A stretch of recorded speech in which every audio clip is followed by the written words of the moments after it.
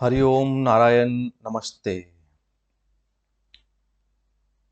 आज हम गीता जी के 17वें अध्याय 17 चैप्टर के आधार पर ये देखेंगे कि तप क्या है। ठीक है।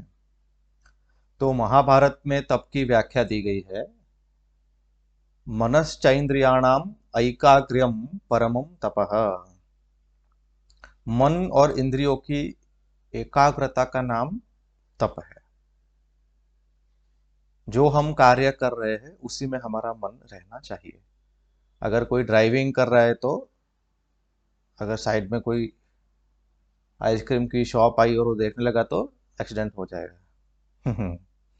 बच्चा पढ़ाई कर रहा है उस टाइम पे उसका माइंड क्रिकेट में चला गया तो पढ़ाई अच्छे से नहीं होगी। घर में कोई भोजन बना रहा है और माइंड कहीं और है तो तड़का ठीक से नहीं लगेगा, है कि नहीं? तो बात यह है कि हम जो कार्य कर रहे हैं उसी में हमारा मन लगा रहे, दैट इज तपस्या।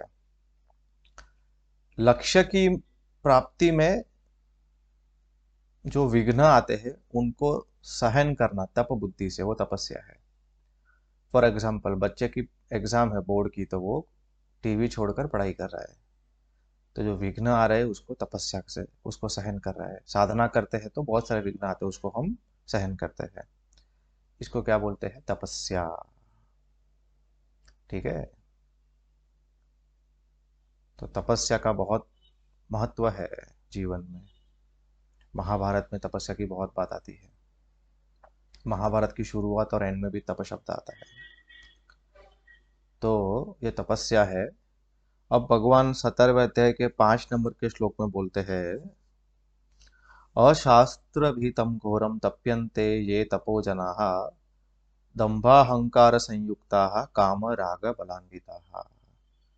भगवान बोलते कि कुछ लोग अशास्त्र विहित घोर तपस्या करते हैं। घोर मतलब भयंकर, है ना? शरीर को कष्ट देते हैं, दूसरे को कष्ट देते हैं, अपने को भी कष्ट देते हैं। लेकिन वो तपस्या शास्त्र विहित होती नहीं है। उसमें उनका व्यक्तिगत काम और राग होता है, अपने को कुछ प्राप्त करना है, अपनी कुछ अटैचमेंट से उसके कारण करते हैं। और उसमें ज्यादा अहंकार और दंभ होता है, मैंने किया, सबको दिखाना है मैंने ऐसा किया। घोर 21 दिन तक पानी नहीं पिया फॉर एग्जाम्पल, दिखाने के लिए, है कि नहीं? अहंकार पूर्वक। तो 14 नंबर के श्लोक में भगवान बोलते हैं कि शरीर का तप क्या है। देव द्विज गुरु प्राज्ञ पूजनम। ये गीता जी का 17वां अध्याय का 14 नंबर का श्लोक है। देव द्विज गुरु प्राज्ञ पूजनम शौच मार्जवम ब्रह्मचर्य महिंसा च शारीरम तप उच्यते। शरीर का तप क्या है? फिजिकल बॉडी का जो तपस्या है वो क्या है कि देवता, ब्राह्मण, गुरु, सन्यासी की पूजा, मतलब क्या? विद्वान की पूजा। अर्थात रास्ते में कोई मंदिर आ गया, कोई ब्राह्मण, कोई विद्वान, कोई सन्यासी, कोई बड़े आ गए, है ना? तो हमें क्या करना चाहिए? नमस्कार, प्रणाम, है ना? खंबे की तरह खड़ा नहीं रहना चाहिए, अड़ियल, है कि नहीं? झुकना चाहिए। हर जगह पे नहीं झुकना चाहिए लेकिन कुछ कुछ जगह पे झुकना चाहिए। ऐसा बोलते हैं कि ब्राह्मण के आगे झुकते हैं तो हमारा आयुष्य बड़ा होता है, नहीं झुकते तो आयुष्य कम हो जाता है। कुछ कुछ जगह पे झुकना चाहिए। इसीलिए हमारे यहाँ बोलते हैं ना कि गाय, ब्राह्मण, मंदिर, सन्यासी को दाहिने रखना चाहिए। दाहिने मतलब क्या? परिक्रमा। परिक्रमा मतलब क्या? हमारे जीवन के सेंटर में वो रहने चाहिए शास्त्र, है कि नहीं?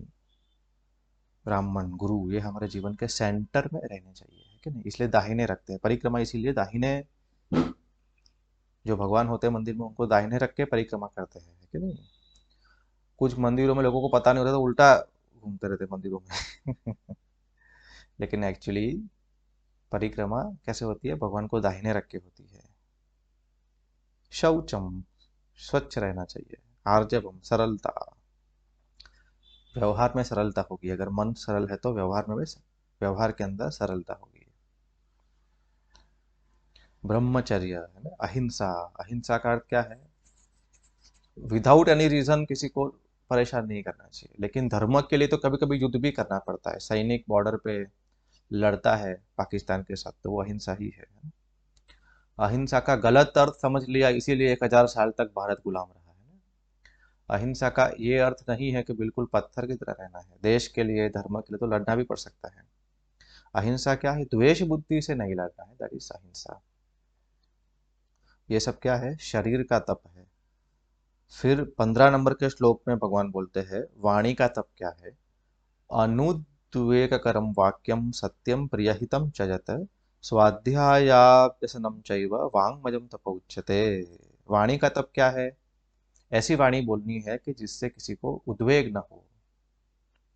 ए अंधे, कहाँ जा रहे हो, ऐसा नहीं बोलने की जरूरत नहीं है, है ना?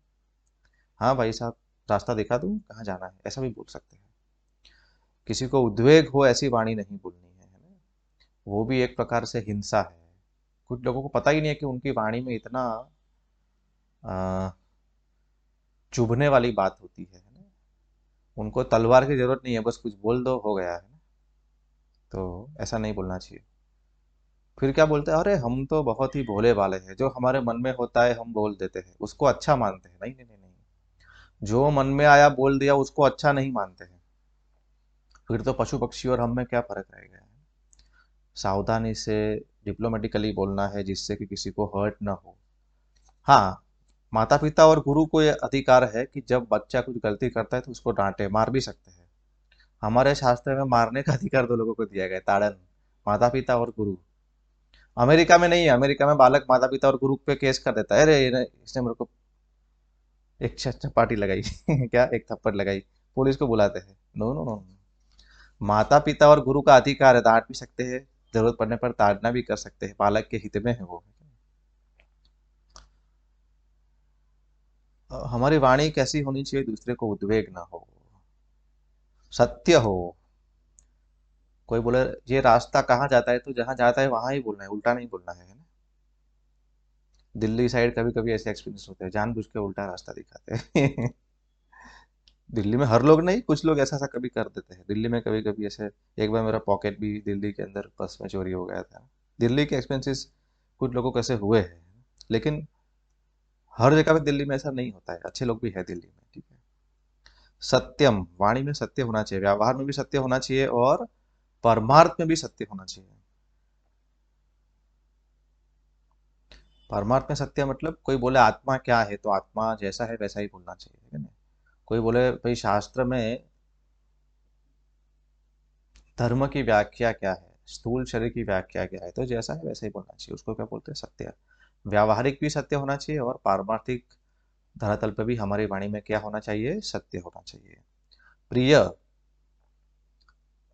हमारी वाणी लोगों को प्रिय लगे ऐसी होनी चाहिए। हित, उसके हित में भी होना चाहिए। अब किसी को सिगरेट पीना अच्छा लगता है, उसको प्रिय है, तो हम बोलेंगे हाँ हाँ सिगरेट पियो, तो वो वाणी उसके प्रिय तो है लेकिन हित में नहीं है। तो वाणी में प्रियता भी होनी चाहिए और उसके हित में भी होना चाहिए, ऐसी वाणी होनी चाहिए। स्वाध्याय और अभ्यास, जप और शास्त्रों का पाठ है ना, विष्णु सहस्त्रनाम, शिव महिमना आदि का पाठ है ना, ये सब क्या है? वाणी का तप है ना। हमारे गुरुदेव स्वामी चिन्मयानंद जी क्या बोलते हैं, out of purity and silence comes the words of power, है ना। जिसका मन शुद्ध है, भगवान से जुड़ा हुआ है, और जब वो शास्त्र विहित बात करता है तो उसकी वाणी में शक्ति होती है। कभी कभी तो वो जो बोलता है वो हो जाता है ना? फिर मन का तप क्या है? तो भगवान बोलते हैं मनः प्रसाद सौम्यत्वम मौनमात्म विनिग्रह भाव संशुद्धिरित्ये तत तपो मानस मुच्यते। वाणी के तप में एक बात याद आई कि वाल्मीकि ऋषि ने रामायण पहले बोल दिया फिर हुआ।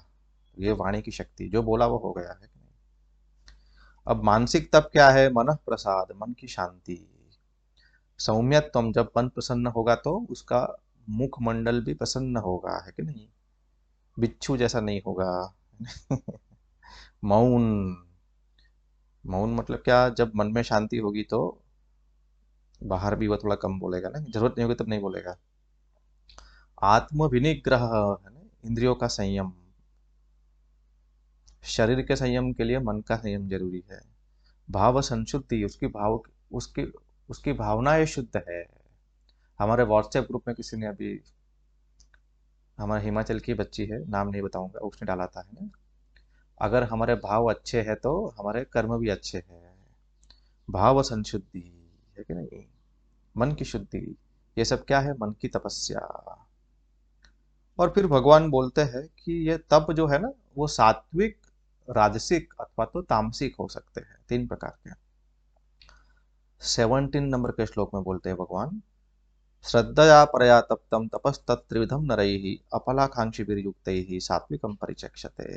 सात्विक तपस्या क्या है, जिसमें श्रद्धा है भगवान के प्रति, शास्त्रों के प्रति, और वो धर्म के लिए, भगवान के लिए कर्म कर रहा है, देश के लिए, सिर्फ अपने लिए नहीं कर रहा है, ये क्या हो गया, सात्विक तपस। नहीं तो कोई बहुत तपस्या करता है, दुकानदार सुबह से शाम तक दुकान पे बैठता है, बहुत तपस्या करता है, बोले 1 रुपया किसी को दिया कभी, बोले नहीं नहीं नहीं, सब मेरे लिए, मेरे बच्चों के लिए, है कि नहीं, तो उसको सात्विक तपस्या नहीं बोलेंगे। समाज के लिए, देश के लिए, धर्म के लिए समय देना, धन देना, ज्ञान देना, ये सात्विक तपस्या है। फिर राजसिक तपस्या क्या है, सत्कार मान पूजार्थम तपोदम फिन चैव जत क्रियते तदिह प्रोक्तम राजसम चलम अध्रुवम, है कि नहीं।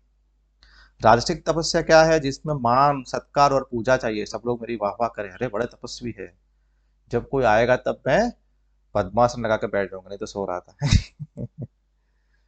लोग मेरी वाह वाह करे, मुझे हार पहनाए, है ना, जय जयकार करे, इसलिए जो तप करते हैं वो क्या बोलते हैं, दम्भ पूर्वक दिखाने के लिए तपस्या हो गई, वो तो राजसिक तपस्या हो गई, उसका फल कोई अच्छा शाश्वत फल नहीं मिलेगा। और तामसिक तपस्या क्या है, भगवान बोलते हैं 19 नंबर के श्लोक में, मूढ़ग्राहेण आत्मनो यत् पीडया क्रियते तपः परस्योत्साधनार्थं वा तत्तामसमुदाहृतम्। तामसिक तपस्या क्या है, उसका मिथ्या निश्चय है कि मैं उसको मार डालूंगा, उसका नुकसान करूंगा, ऐसी भावना से दूसरे को कष्ट पहुंचाने के लिए जो तप किया जाता है, ये क्या हो गया, तामसिक तप हो गया, ठीक है। तो ये इस तरह से भगवान सात्विक, राजसिक और तामसिक तप की बात करते हैं, और तपस्या क्या है ये भी हमने देखा। इसलिए हमारे वैदिक धर्म में तपस्या का बहुत महत्व है। और भगवान रमन महर्षि उपदेश सार में बोलते हैं कि जो विचार मार्ग है, आत्मा का चिंतन मनन जो है, शास्त्रों को पढ़ना पढ़ाना जो है, वो सबसे बड़ा तप है। महत इदम तपो रमण वागियम, है कि नहीं, विचार मार्ग। कुछ लोग बोलते हैं सत्संग में जाने से क्या होता है, कुछ करो करो, अरे भाई सत्संग में शास्त्रों को सुनना, ये सबसे बड़ा तप है, उससे बड़ा कोई तप नहीं है। तो आज हमने तपस्या के बारे में बात की।